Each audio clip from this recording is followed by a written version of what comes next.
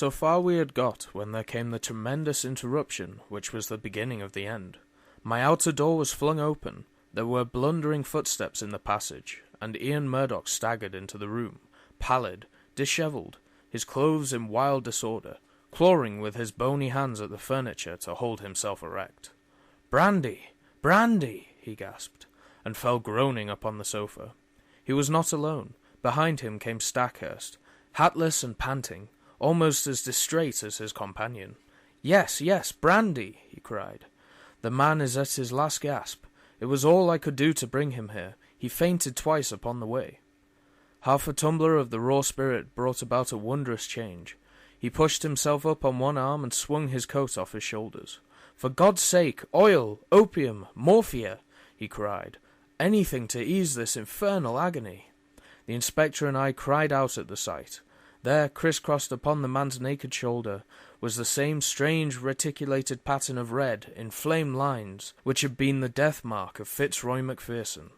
The pain was evidently terrible, and was more than local, for the sufferer's breathing would stop for a time, his face would turn black, and then with loud gasps he would clap his hands to his heart, while his brow dropped beads of sweat. At any moment he might die. More and more brandy was poured down his throat, each fresh dose bringing him back to life. Pads of cotton wool soaked in salad oil seemed to take the agony from the strange wounds. At last his head fell heavily upon the cushion. Exhausted nature had taken refuge in its last storehouse of vitality. It was half asleep and half a faint, but at least it was ease for pain. To question him had been impossible, but the moment we were assured of his condition, Stackhurst turned upon me. "My God!" he cried. "What is it, Holmes? What is it? Where did you find him?"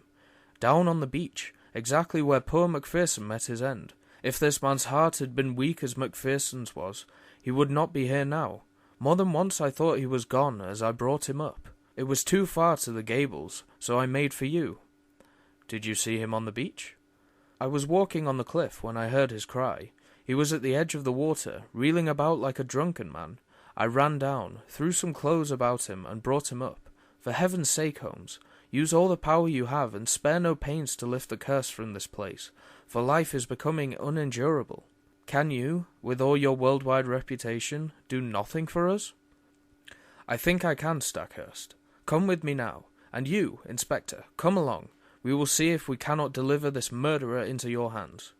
Leaving the unconscious man in the charge of my housekeeper, we all three went down to the deadly lagoon. On the shingle there was a little heap of towels and clothes, left by the stricken man.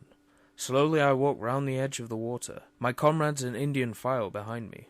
Most of the pool was quite shallow, but under the cliff where the beach was hollowed out, it was 4 or 5 feet deep.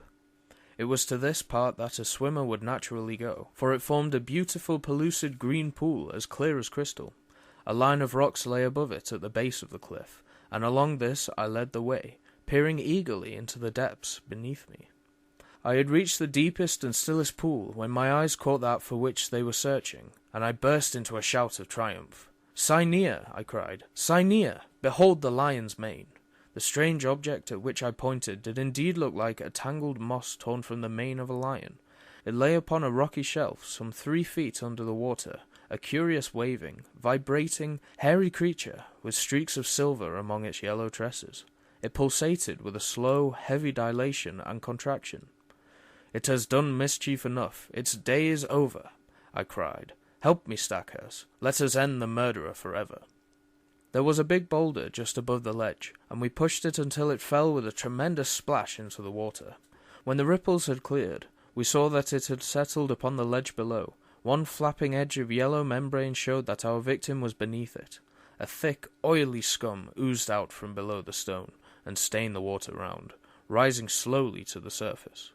"Well, this gets me," cried the inspector. "What was it, Mr. Holmes? I'm born and bred in these parts, but I never saw such a thing. It don't belong to Sussex." "Just as well for Sussex," I remarked. "It may have been the southwest gale that brought it up.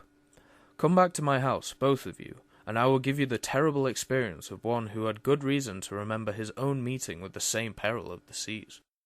When we reached my study, we found that Murdoch was so far recovered that he could sit up. He was dazed in mind, and every now and then was shaken by a paroxysm of pain. In broken words he explained that he had no notion what had occurred to him, save that terrific pangs had suddenly shot through him, and that it had taken all his fortitude to reach the bank. "Here is a book," I said, taking up the little volume, "which first brought light into what might have been forever dark. It is Out of Doors, by the famous observer J. G. Wood. Wood himself very nearly perished from contact with this vile creature, so he wrote with a very full knowledge. Cyanea capillata is the miscreant's full name, and he can be as dangerous to life as, and far more painful than, the bite of a cobra. Let me briefly give this extract. If the bather should see a loose, roundish mass of tawny membranes and fibres, something like very large handfuls of lion's mane and silver paper, let him beware, for this is the fearful stinger, Cyanea capillata. Could our sinister acquaintance be more clearly described? He goes on to tell his own encounter with one when swimming off the coast of Kent. He found that the creature radiated almost invisible filaments to the distance of 50 feet, and that anyone within that circumference from the deadly centre was in danger of death. Even at a distance the effect upon Wood was almost fatal. The multitudinous threads caused light scarlet lines upon the skin, which on closer examination resolved into minute dots or pustules, each dot charged as it were with a red-hot needle making its way through the nerves. The local pain was, as he explains, the least part of the exquisite torment. Pangs shot through the chest, causing me to fall if I was struck by a bullet. The pulsation would cease, and then the heart would give 6 or 7 leaps, as if it would force its way through the chest. It nearly killed him, although he had only been exposed to it in the disturbed ocean, and not in the narrow calm water of a bathing pool. He says that he could hardly recognize himself afterwards, so white, wrinkled, and shriveled was his face. He gulped down brandy, a whole bottleful, and it seemed to have saved his life. There is the book, Inspector.